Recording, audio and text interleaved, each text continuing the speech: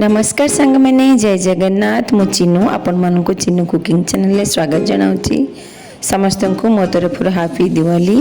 आज मु दिवाली अवसर में आपण मन नड़िया कोरा रेसिपी नहीं आसी।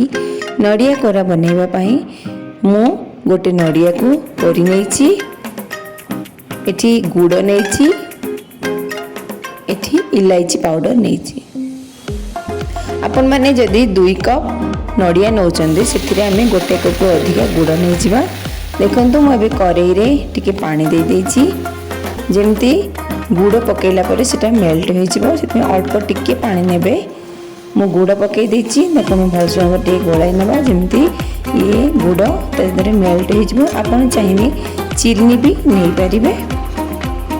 देखो मोर गुड़ भलसे मेल्ट हो जाइछि। एबे मु कोरी रखी नड़िया को पकईदेवी को भल भाव भाजी नेबी जमती इटा मो ब्राउन कलर हो पर्यंत भाजी नेबा नड़िया को।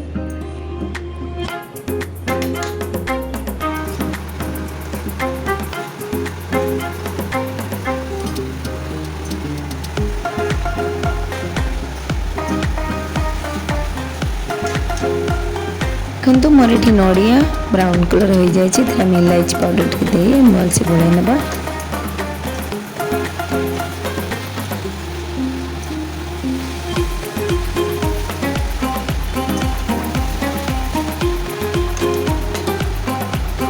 यह टिके ठंडा हो गला परे हम हाथ रे टिके पानी नहले टिके घी नहले तेल लगाई नड़िया छोट छोट गोला कर नेबा।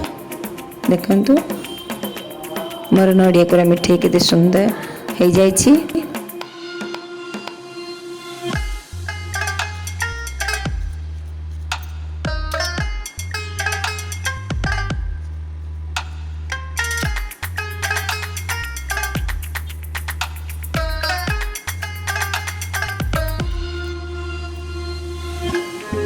मुझे नड़िया कोरा बनी नहीं देखो केते सुंदर हो नड़िया कोरा। दिवाली अवसर में मु आज समस्त नड़िया कोरा मिठाई बनी घरे। आपन को जब मोर रेसिपी भल लगी था please like comment and share and subscribe my channel. Thank you.